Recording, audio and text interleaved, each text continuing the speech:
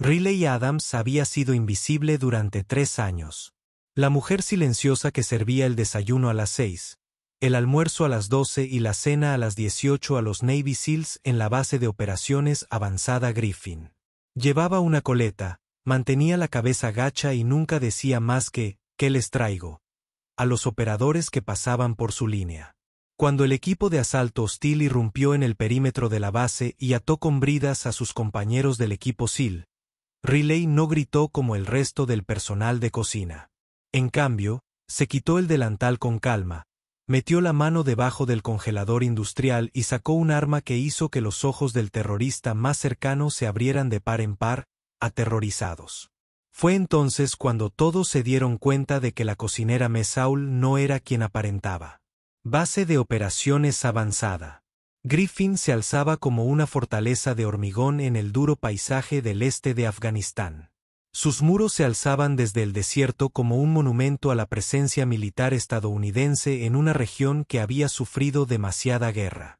La base albergaba a 300 personas, pero su joya de la corona era el equipo 7, 12 de los guerreros de élite del ejército de los Estados Unidos, hombres que desaparecían en la noche en misiones que nunca aparecerían en los registros oficiales. Riley Adams, de 29 años, había estado trabajando en el Mesaul durante exactamente 3 años, 2 meses y 16 días. La sargento Riley Adams, del 75º Regimiento de Rangers, había sido una de las soldados más prometedoras de la infantería aerotransportada de élite del ejército. Había completado la escuela de Rangers como la mejor de su clase, obtuvo calificaciones de tiradora experta con 7 sistemas de armas diferentes y había sido seleccionada para las misiones de operaciones especiales más desafiantes que el ejército podía ofrecer. La transformación de guerrera de élite a Mesaul Cook no había sucedido de la noche a la mañana. Había comenzado durante su última misión como Ranger activa, una operación en Siria que le había exigido eliminar a un objetivo de alto valor que resultó ser más joven de lo que esperaba. Mucho más joven. El éxito de esa misión le valió elogios y ofertas de ascenso, pero también destrozó algo fundamental en su interior que no se podía reparar con medallas ni reconocimiento. Riley solicitó su traslado a funciones no combatientes, alegando razones personales que sus comandantes respetaban sin exigir explicaciones detalladas. Los guerreros que lo habían dado todo al servicio de su país merecían el derecho a retirarse cuando fuera necesario. La habían asignado al servicio de comidas en la base de operaciones de la fuerza, FOB Griffin, donde su entrenamiento militar seguía siendo valioso para la logística y la organización, pero donde no tendría que tomar decisiones cruciales sobre otros seres humanos. Durante 3 años, el acuerdo había funcionado a la perfección. Riley encontraba paz en la rutina de alimentar a la gente en lugar de luchar contra ella. Le satisfacía ver al equipo SEAL 7 bien alimentado y listo para sus misiones, sabiendo que apoyaba sus operaciones sin tener que participar directamente en la violencia que era su profesión. Era un trabajo honesto, un trabajo necesario, y le permitía dormir por las noches sin las pesadillas que la habían atormentado durante sus años de combate activo. El equipo SEAL 7 había aceptado su presencia con la indiferencia despreocupada que los guerreros profesionales mostraban hacia el personal de apoyo. Apreciaban la buena comida y el servicio confiable, pero no hacían preguntas personales ni indagaban en antecedentes que la gente claramente quería mantener en privado. Para ellos, Riley era simplemente su madre, la cocinera que se aseguraba de que comieran bien y en quien se podía confiar para tener café caliente listo al regresar de las misiones. El líder del equipo era el comandante Hake Harrison, un veterano de 15 años en guerra naval especial que se había ganado su puesto mediante una combinación de brillantez táctica y una calma inquebrantable bajo presión. A sus 38 años, tenía la edad suficiente para comprender que no todos los que servían en funciones de apoyo lo hacían por elección propia ni la sabiduría suficiente para no hacer preguntas que la gente podría no querer responder. Su segundo al mando era el suboficial jefe Marcus Chen, un especialista en armas capaz de hacer que cualquier arma de fuego sonara con una precisión letal. Chen había notado cosas en Riley que otros pasaban por alto. La forma en que se movía por la cocina con gran atención táctica, Como sus ojos constantemente buscaban amenazas, incluso mientras servía la comida, el hecho de que se mantenía de espaldas a la pared y siempre sabía dónde estaban las salidas. Pero Chen también era lo suficientemente inteligente como para reconocer a un compañero guerrero que había decidido retirarse de la lucha, y respetó esa decisión sin comentarios. El resto del equipo incluía especialistas en demoliciones, comunicaciones, apoyo médico y combate cuerpo a cuerpo. Todos eran profesionales consumados que habían servido en múltiples despliegues y comprendían que todos en la base de operaciones de la Fuerza Griffin estaban allí por una razón, ya fuera pública o profundamente personal. Lo que ninguno de ellos sabía era que la rutina diaria de Riley incluía más que la simple preparación de la comida. Cada mañana a las 4:30, antes de que nadie despertara, realizaba su propia inspección privada de los protocolos de seguridad del Mesaul. Conocía la ubicación de cada entrada, cada posible cuello de botella, cada pieza de equipo que pudiera ser utilizada como arma si fuera necesario. Bajo el congelador industrial, envuelto en plástico impermeable y oculto tras productos de limpieza a los que solo ella tenía acceso, se encontraba un alijo de armas y equipo que había reunido durante 3 años de cuidadosa adquisición. No era paranoia, era preparación. Riley había aprendido durante sus años de combate que la violencia podía llegar sin previo aviso y que la supervivencia a menudo dependía de estar preparada para posibilidades que otros nunca consideraban. Esperaba no necesitar nunca esos preparativos, pero la esperanza no era una estrategia que mantuviera a la gente con vida cuando todo salía mal. La mañana del 15 de octubre, todo salió mal.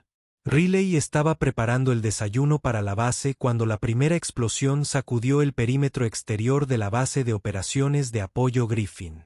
La explosión fue tan lejana que la mayoría del personal la descartó inicialmente como una desactivación rutinaria de municiones o ejercicios de entrenamiento.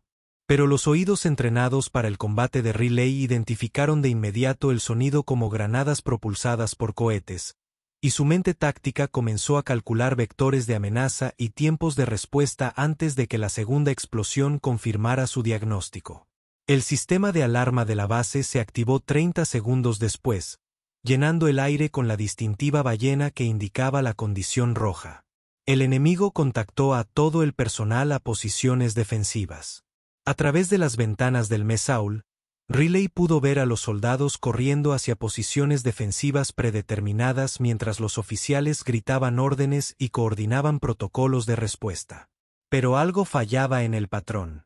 Las explosiones provenían de múltiples direcciones simultáneamente, lo que sugería un asalto coordinado por fuerzas con un conocimiento detallado de la disposición defensiva de la base.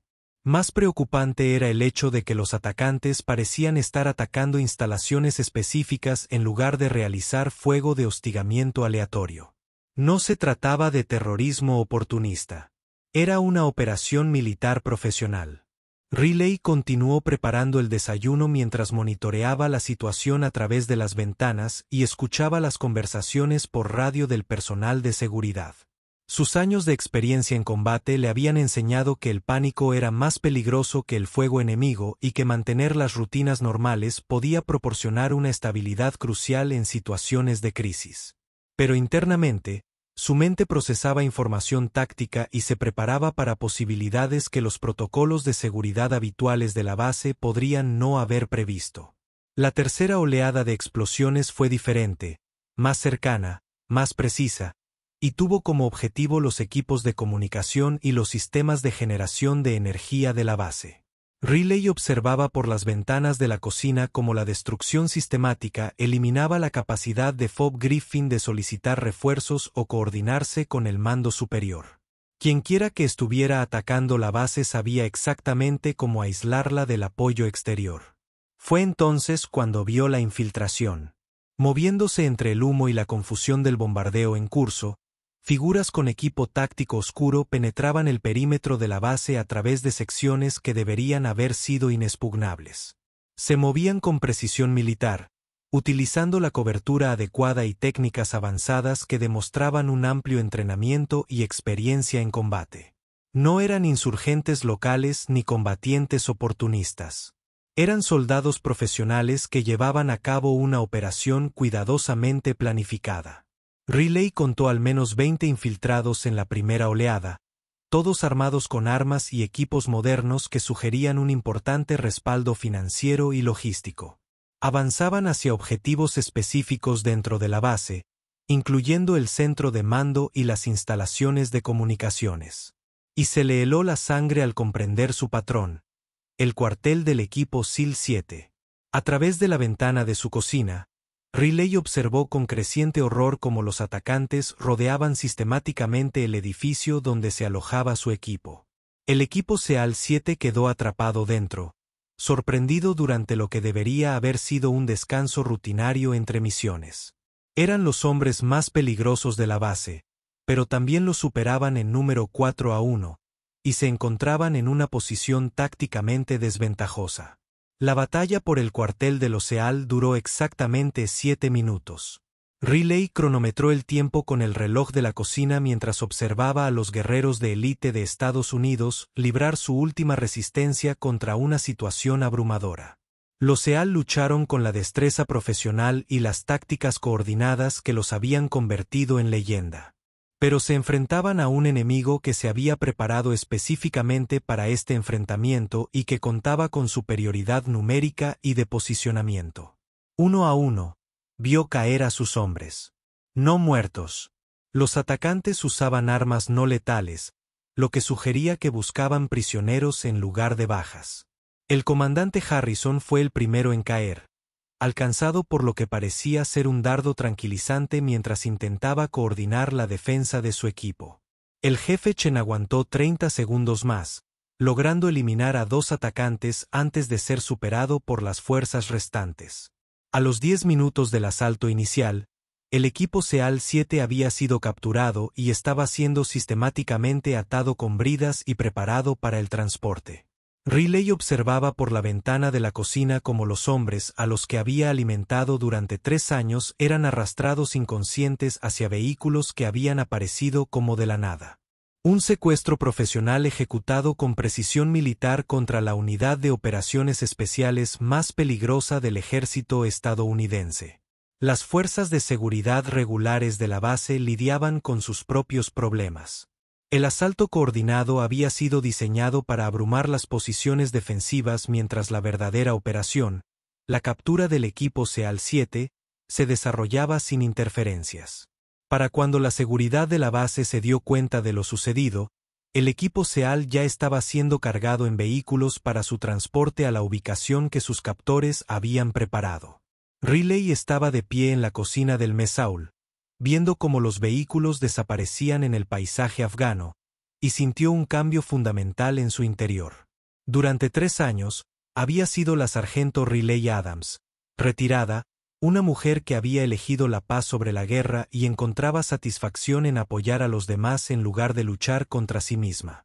Pero ver cómo las fuerzas enemigas tomaban prisionero a su equipo despertó algo que ninguna tarea en la cocina podría apaciguar. Se quitó el pelo y el delantal con movimientos tranquilos, deliberados y absolutamente letales.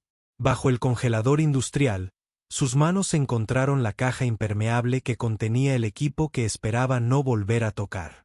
El peso del cuchillo táctico le resultaba familiar, al igual que la pistola compacta y el equipo que le permitiría rastrear y atacar objetivos en territorio hostil. Por primera vez en 3 años, la sargento Riley Adams estaba de vuelta en servicio activo. La transformación fue inmediata y completa.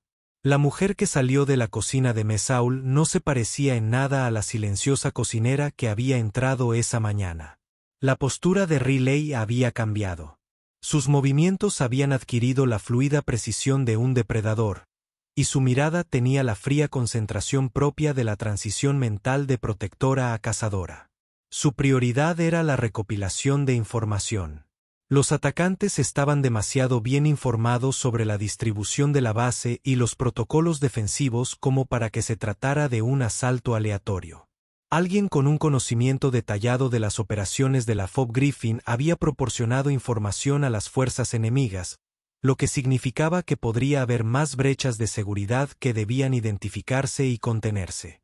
Riley se dirigió al centro de comunicaciones de la base, moviéndose entre el humo y la confusión con la misma conciencia táctica que la había mantenido con vida en múltiples despliegues de combate.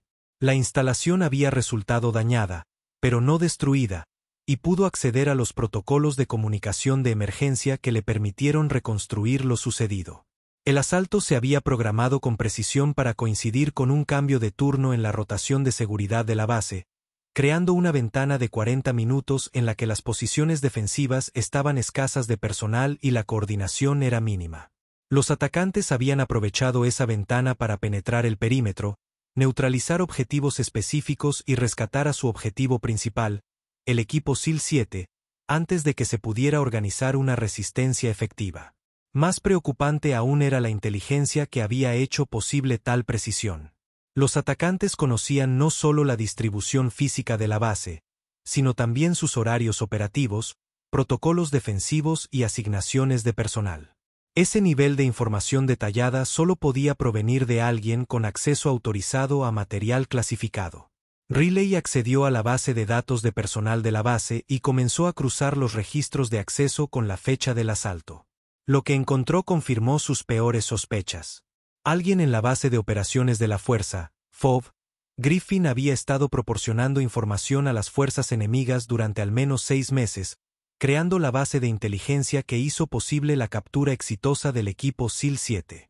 El traidor era el teniente coronel David Mars, oficial ejecutivo de la base y responsable de coordinar los protocolos de seguridad. Su acceso a información clasificada era exhaustivo. Su conocimiento de las operaciones del equipo SEAL-7 era detallado, y sus registros financieros mostraban depósitos que correspondían a importantes filtraciones de inteligencia durante el último año. Pero identificar al traidor no ayudó a Riley a rescatar a su equipo capturado. Para ello, necesitaba rastrear los vehículos que los habían llevado y determinar dónde estaban retenidos.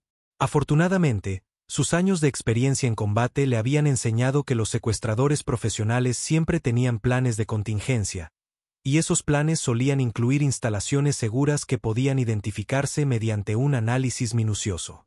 Utilizando las bases de datos de inteligencia de la base, Riley comenzó a mapear las casas de seguridad e instalaciones operativas enemigas conocidas en un radio de 50 kilómetros de la FOB Griffin.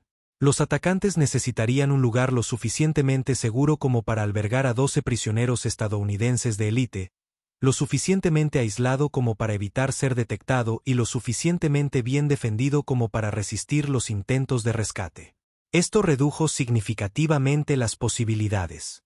3 ubicaciones cumplían los criterios: un complejo minero abandonado en las montañas al noroeste de la base, una antigua instalación militar soviética al este y una serie de sistemas de cuevas que habían sido utilizados por varios grupos militantes durante la última década. Riley analizó las ventajas y desventajas tácticas de cada ubicación, considerando factores como la defensa, las rutas de escape y la logística para retener a los prisioneros. El complejo minero estaba demasiado expuesto y carecía de posiciones defensivas adecuadas.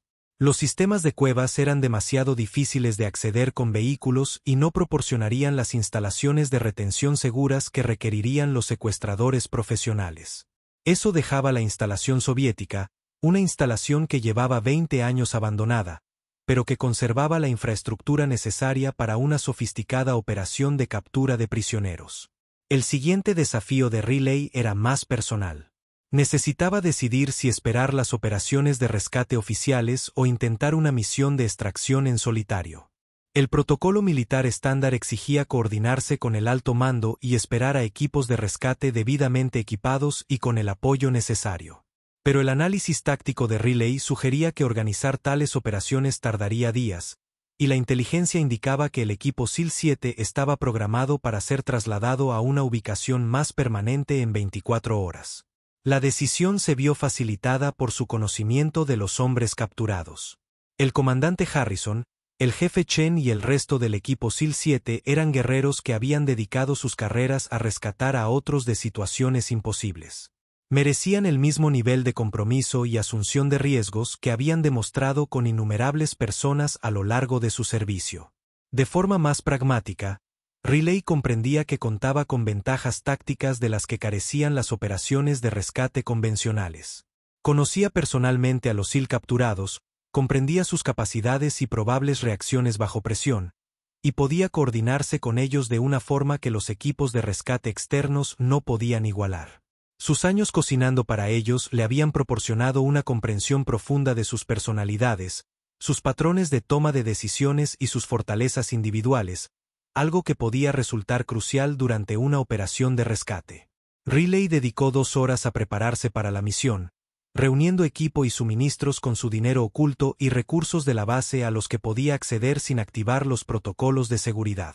Su equipo fue cuidadosamente seleccionado para una operación en solitario contra una instalación fuertemente defendida. Armas ligeras de alta precisión, equipo mínimo para mantener la movilidad y herramientas especializadas para penetrar posiciones defensivas. La instalación soviética estaba ubicada a 30 kilómetros al este de la base de operaciones de la fuerza, FOB, Griffin, accesible a través de un terreno montañoso que le proporcionaría ocultación, pero también ralentizaría su aproximación. El plan de Riley era realizar el reconocimiento durante el día, identificar las posiciones defensivas y las rotaciones de guardia, y luego ejecutar el rescate antes del amanecer, cuando la alerta humana era mínima. La aproximación a la instalación objetivo requirió 6 horas de cuidadoso movimiento a través de territorio hostil. Su entrenamiento de combate le permitió moverse sin ser detectada por un terreno que habría sido imposible para el personal civil. Pero incluso sus habilidades se pusieron a prueba por los desafíos de la operación en solitario en zonas controladas por el enemigo. La instalación soviética era más grande de lo que sugerían los informes de inteligencia, con múltiples edificios y posiciones defensivas que indicaban un uso continuo significativo por parte de fuerzas hostiles. Riley contó al menos 30 efectivos enemigos durante su reconocimiento, todos armados con armas modernas y con una disciplina que sugería antecedentes militares profesionales. La seguridad de la instalación se centraba en evitar fugas en lugar de infiltraciones, lo que le otorgaba a Riley ventajas tácticas que podía aprovechar. Los guardias se concentraban en el interior, vigilando los intentos de fuga de los prisioneros en lugar de detectar amenazas externas. Sus patrones de patrulla eran predecibles y sus protocolos de comunicación presentaban deficiencias que un infiltrador experto podía aprovechar. Más importante aún, el reconocimiento de Riley confirmó que el equipo SEAL-7 se encontraba retenido en el edificio central de la instalación, una estructura reforzada que antiguamente albergaba equipos de comunicaciones soviéticos. El edificio estaba fuertemente custodiado, pero seguía un horario de rotación predecible que creaba oportunidades para que un operador experto pudiera acceder. El asalto de Riley comenzó a las 3 horas, cuando la alerta humana alcanzaba su punto más bajo y las rotaciones de guardias eran más vulnerables a ser explotadas. Su enfoque fue metódico, profesional y absolutamente silencioso. Uno a uno, neutralizó a los guardias del perímetro utilizando técnicas que los dejaban inconscientes pero vivos. Estaba llevando a cabo una operación de rescate, no una misión de venganza. La seguridad del edificio central era más desafiante, y Riley tuvo que usar las habilidades que había desarrollado durante sus operaciones más clasificadas. Las cerraduras electrónicas, los sensores de movimiento y los sistemas de comunicación debían ser desactivados sin activar alarmas que comprometieran la misión. Su entrenamiento técnico le permitió sortear estos sistemas sistemáticamente, creando un corredor de acceso que conducía directamente al lugar donde se encontraba retenido su equipo. Encontró al equipo SEAL-7 en una gran sala que antiguamente había sido un centro de comunicaciones. Los 12 hombres estaban conscientes, con las manos atadas a la espalda, pero por lo demás ilesos. El comandante Harrison levantó la vista cuando Riley apareció en la puerta, y su expresión pasó de la confusión al reconocimiento y al respeto profesional en 3 segundos. Riley, susurró, con una mezcla de sorpresa y creciente comprensión en su voz. Sargento Riley Adams, 75º Regimiento de Rangers, respondió en voz baja, a punto de cortarle las ataduras. Estoy aquí para llevarte a casa. La extracción de las instalaciones requirió todas las habilidades que Riley había desarrollado durante su carrera en operaciones especiales. Trasladar a 12 SALS recientemente liberados a través de territorio hostil sin vehículos ni apoyo aéreo fue un desafío táctico que puso a prueba tanto sus habilidades de liderazgo como sus habilidades de combate. Pero el equipo SEAL-7 estaba compuesto por profesionales de élite que entendían las situaciones tácticas y podían adaptarse a circunstancias rápidamente cambiantes. Con sus ataduras eliminadas y su conciencia táctica restaurada, los SALS se transformaron de prisioneros en cazadores. La misión de rescate de Riley se convirtió en un asalto coordinado de 13 guerreros de élite contra una fuerza enemiga que esperaba proteger a los prisioneros, no librar un combate a gran escala con el personal de operaciones especiales más peligroso de Estados Unidos. La batalla por la instalación soviética duró 45 minutos y terminó con la completa destrucción de las fuerzas hostiles que habían capturado al equipo SEAL-7. El cuidadoso reconocimiento y el asalto preciso de Riley habían creado las condiciones para la victoria. Pero fueron las habilidades combinadas de los 13 operadores las que convirtieron una misión de rescate en una derrota devastadora para las fuerzas enemigas. El comandante Harrison se acercó a Riley mientras el equipo se preparaba para regresar a la base de operaciones de la fuerza, FOB Griffin. Necesito saber, dijo en voz baja, quién exactamente me ha estado preparando el desayuno durante los últimos 3 años. Riley lo miró con la expresión serena de alguien que ha hecho las paces con su pasado y su presente. Alguien que quería alimentar a la gente en lugar de luchar contra ella, respondió. Alguien que descubrió que a veces no puedes elegir qué papel desempeñar cuando tu gente te necesita. El informe del equipo SEAL-7 duró 6 horas y resultó en informes clasificados que influirían en la doctrina de operaciones especiales durante años. Su desempeño durante la misión de rescate le valió ofertas de reincorporación inmediata al servicio activo en cualquier unidad de operaciones especiales del ejército, junto con ascensos y asignaciones que habrían representado la cima de una carrera en la guerra especial. Las rechazó todas. No estoy lista para volver a ser una guerrera a tiempo completo, le dijo al comandante Harrison durante su conversación privada. Pero tampoco voy a fingir que solo soy cocinero cuando mi gente está en peligro. Quizás exista un punto medio que funcione para todos. La solución surgió de una fuente inesperada. La comunidad de operaciones especiales del ejército había estado desarrollando programas para personal que pudiera operar en entornos civiles, al mismo tiempo, mantenerse preparado para situaciones de crisis.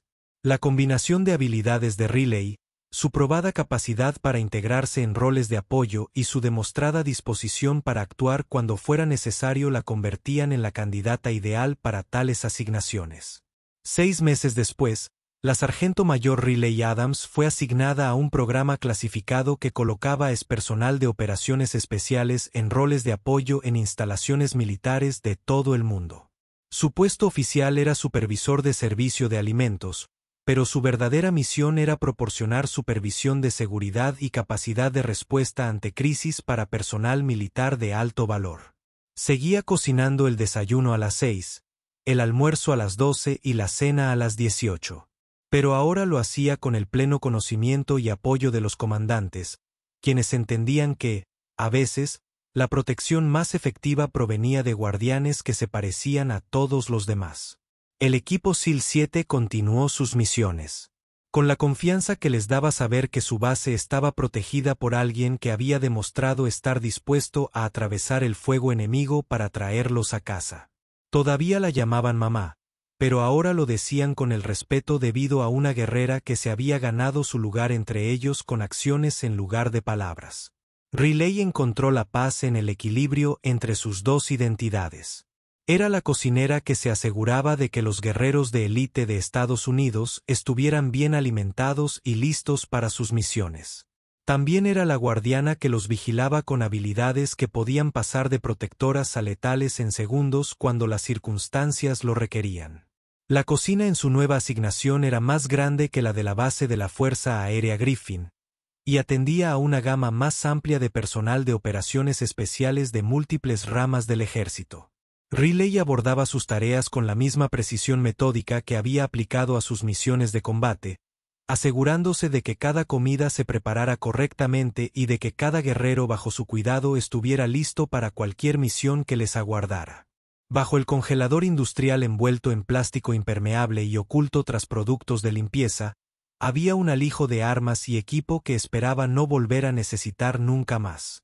Pero la esperanza no era una estrategia que mantuviera a la gente con vida cuando todo salió mal. Y Riley Adams había aprendido que, a veces, la diferencia entre la victoria y la derrota residía en tener a la persona adecuada en el lugar adecuado cuando lo imposible se volvía necesario. Tarde en la noche, cuando la cocina estaba tranquila y la base segura, Riley a veces se paraba junto a las ventanas y contemplaba las estrellas sobre el país al que servía ese año. Pensaba en las decisiones que la habían traído a ese lugar, en el equilibrio que había encontrado entre la guerrera que había sido y la guardiana en la que había elegido convertirse. Volvía a ser invisible. Pero era una invisibilidad diferente. En lugar de ocultar sus capacidades, las usaba para proteger a otros de maneras que nadie jamás comprendería del todo. Era la prueba viviente de que los guerreros más efectivos no siempre eran los que portaban armas en el frente. A veces eran los que servían las comidas y velaban por su gente con una fuerza silenciosa y una dedicación inquebrantable. Los hombres y mujeres que pasaban por su línea de comida quizá nunca supieran que el cocinero que les servía el desayuno era también su protector más confiable. Pero Riley Adams lo sabía, y ese conocimiento le dio un propósito que ningún reconocimiento ni ascenso podría. Había proporcionado. Había encontrado su lugar en el mundo, no como cazadora ni como víctima, ni como guerrera ni como civil, sino como algo más valioso que cualquiera de las dos. Era la guardiana que velaba por los guardianes, la guerrera que protegía a los guerreros, la fuerza invisible que mantenía a los héroes más visibles de Estados Unidos a salvo y listos para cualquier batalla que les aguardara. Y si llegaba el día en que su gente volviera a ser amenazada, cuando lo imposible se volviera necesario y lo impensable se hiciera realidad, Riley Adams estaría lista. No porque quisiera luchar, sino porque había aprendido que a veces el mayor acto de amor era estar dispuesta a volverse peligrosa para las personas que había jurado proteger. La cocina siempre estaría allí cuando la batalla terminara. Pero hasta entonces, ella sería lo que su gente necesitara que fuera. A veces, las batallas más importantes las libran personas cuyos nombres nunca aparecen en los libros de historia, cuyas acciones permanecen clasificadas mucho después de que se olviden las guerras que ayudaron a ganar. Riley Adams era la prueba viviente de que el heroísmo no siempre se anuncia, que la fuerza no siempre viene con uniformes y medallas, y que a veces lo más la protección efectiva proviene de guardianes que se ven exactamente como todos los demás. Ella era la cocinera que podía convertirse en un arma, la partidaria que podía convertirse en una guerrera, la guardiana invisible que velaba por los héroes más visibles de Estados Unidos. Y en un mundo donde las amenazas podían surgir sin previo aviso y la seguridad nunca estaba garantizada, esa combinación de habilidades y dedicación era más valiosa que cualquier arma en el arsenal militar. Riley había aprendido que algunas historias era mejor no contarlas, algunas habilidades era mejor no mencionarlas. Su mayor logro no fueron las misiones clasificadas ni las vidas que había salvado en dramáticos tiroteos. Fueron las tranquilas conversaciones durante el desayuno donde los operadores estresados encontraban un momento de paz. Las comidas calientes que esperaban después de brutales ejercicios de entrenamiento. La presencia constante que recordaba a los guerreros estadounidenses que alguien se preocupaba por ellos más allá de su valor táctico. A veces, las batallas más importantes las libran personas cuyos nombres nunca aparecen en los libros de historia, cuyas acciones permanecen clasificadas mucho después de que se olviden las guerras que ayudaron a ganar. Riley Adams era la prueba viviente de que el heroísmo no siempre se anuncia, que la fuerza no siempre viene con uniformes y medallas, y que a veces la protección más efectiva proviene de guardianes que se ven exactamente igual que todos los demás. Gracias por ver el video. Si te gusta, suscríbete para ver más historias increíbles como esta.